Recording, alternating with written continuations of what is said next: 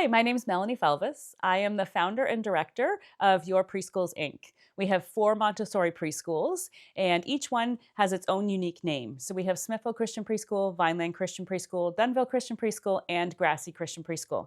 Sitting with me here today is Alia Wall, our assistant director. Okay, I have a few questions for you, Miss Melanie. Can you tell me what makes the Montessori method unique? There are a lot of things that make the Montessori method unique, and I think I'll just touch on a few. First of all, it's the role of the educator. The educator in a Montessori classroom is meant to observe the children for their abilities and their interests, and then program from there. Secondly, there's a multi-age classroom. So we have what's called a CASA program, which is about age 2.5 through senior kindergarten. So the younger students are able to learn from the older students, and the older students are then role models and helpers to the younger students. That CASA program has a 3-year cycle. So ideally, the children are going to be here for 3 years, for preschool, JK, and SK, because the skills that they're building are building upon one another, and they're able to progress from there. And then finally, I just wanted to touch on the individualized learning. So the children are learning at their own pace. They are learning what they're interested in. They are learning, not everybody's at the same spot in the same class, so they're each viewed as individual students. Sounds very interesting. What are some of the guiding principles then in a Montessori classroom? So there are 10 guiding Montessori principles. I'm just going to touch on 5 again. And so first of all, there's respect for the child. We want to have the utmost respect for the children. I would also extend that to say there's respect for the environment, the child's classroom, and so on.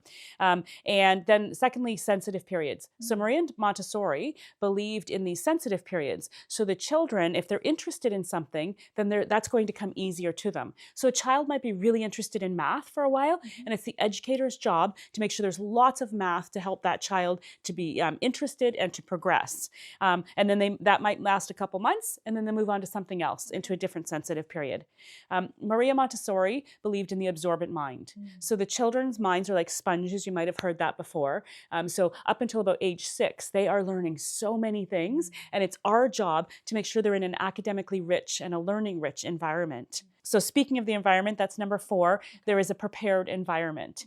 So the educators make sure that the environment is ready to learn. It's orderly. We have our 5 learning areas, which I believe I'll touch on later. So everything, the children come in, everything is set up for them, ready for them to learn. And then finally, there's intrinsic motivation. So we really want these children to develop a love for learning.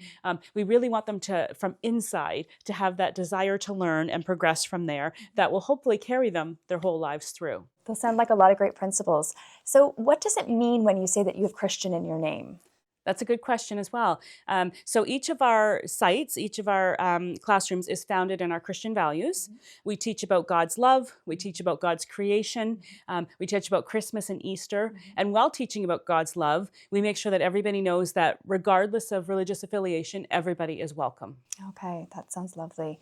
Thinking of the program, do you incorporate any other languages or any other things into the program? We do. So we actually bring in French and sign language. The reason we do this is going back to that absorbent mind, because their minds are sponges right now, they can take everything in so much easier than us older people, if you will.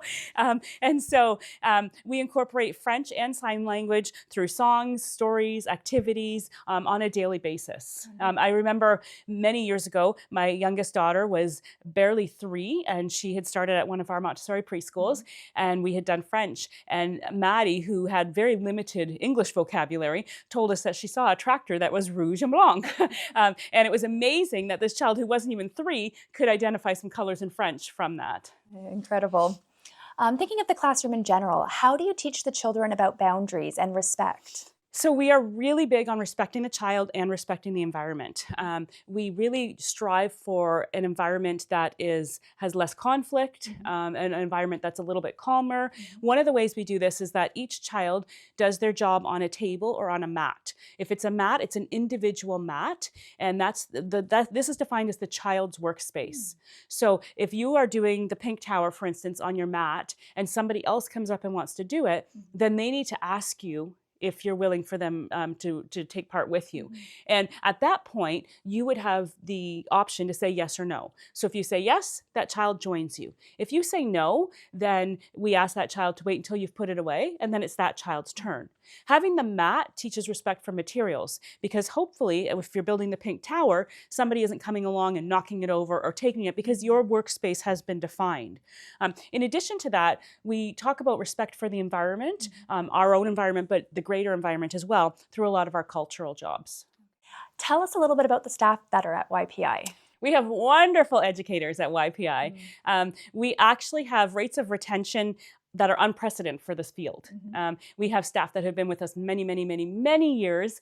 And we also, our educators have ECE diplomas, Montessori diplomas, or degrees.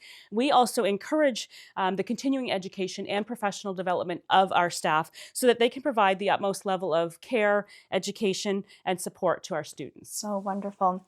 What are some of the benefits of the Montessori experience as children start to transition into elementary grades? So there are many benefits. After spending time in this environment, it's our hope that they continue to exhibit confidence in their academic abilities, social and emotional wellness, and a love for learning. And they have a firm foundation in their phonics, their math, and their pre-science skills.